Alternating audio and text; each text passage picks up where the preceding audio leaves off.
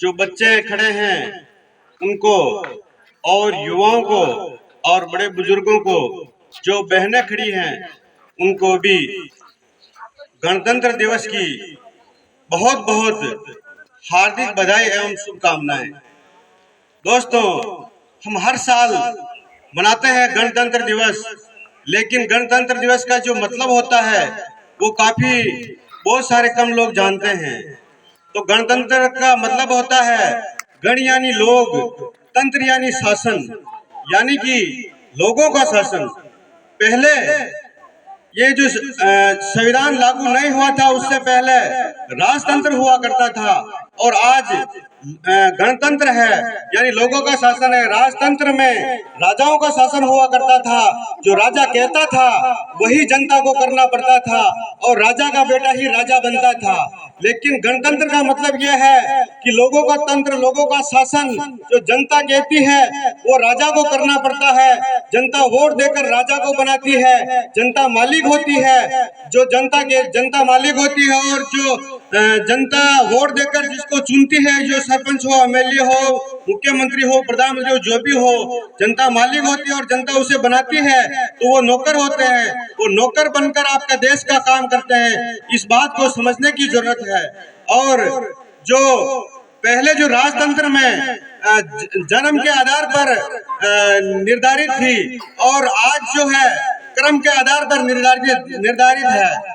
जैसे कि जन्म के आधार पर जो जिस जाति में जन्म लेता था उसको वही काम करने पड़ते थे। जैसे कि कोई धोबी हो गया तो वो कपड़े धोने का काम करता था, माली हो गया तो सब्जी बेचने का काम करता था।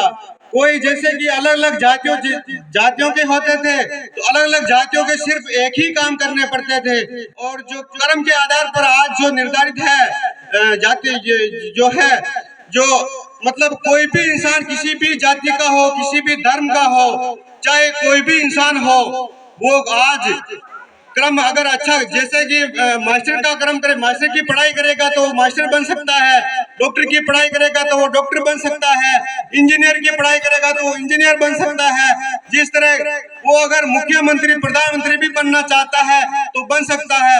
हर जाति, हर वर्ग, हर धर्म के लोगों को बराबर का अधिकार मिला है। यह है गणतंत्र दिवस।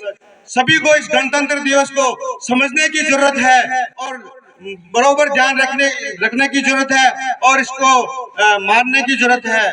संविधान सबसे बड़ा है और संविधान सभी धर्म और जाति को अधिकार देता है।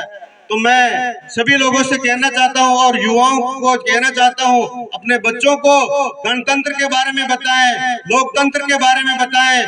बच्चों को जानने की जरूरत है, क्योंकि आजादी की लड़ाई लड़ने के लिए जो लोग थे वो कहाँ गए? वो लोग जो भगत सिंह जैसे लोग थे, अंबेडकर जैसे लोग थे, उनको जानने की जरूरत है।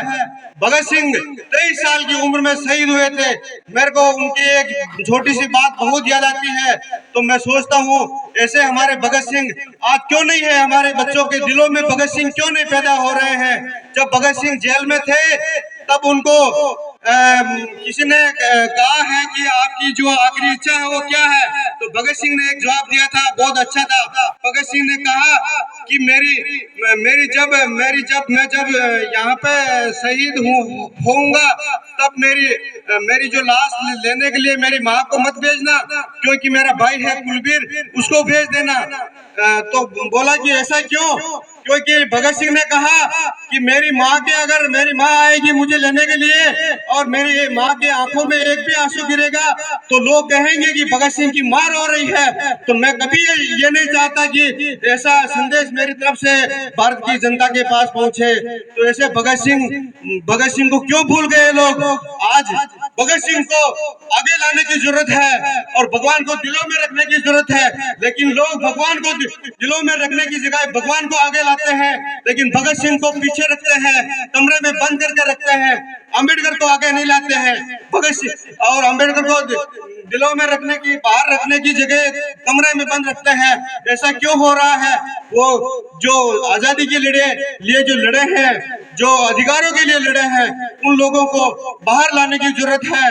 मैं कहना चाहता हूँ सभी युवाओं से, अपने बच्चों को ये शिक्षा दे, तभी ये देश आगे बढ़ेगा, नहीं तो देश यहीं का यहीं रुक जाएगा।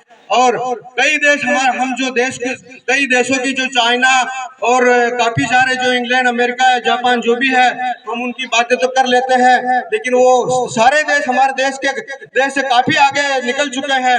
टेक्नोलॉजी में हो या किसी भी नॉलेज में हो, बहुत आगे निकल चुके हैं। और हम अभी सोशल मीडिया पे उनकी खोटी खा रहे हैं कि ये वो कर दिया, ये वो कर दिया, लेकिन हमारा देश कहाँ है? हमारे देश का जो हमारे देश की कमियां हैं वो क्यों नहीं लोग बताते हैं? जब कमियां हमारे देश के लोग नहीं बताएंगे तो हमारा देश आगे कैसे बढ़ेगा? उस कमियों को पूरी करने के लिए इन युवाओं को जरूरत है आगे बढ़ने की। और मैं इसी के साथ मेरी बात को खत्म करूंगा। जय भीम, जय भगत सिंह, जय जवान, जय किसान।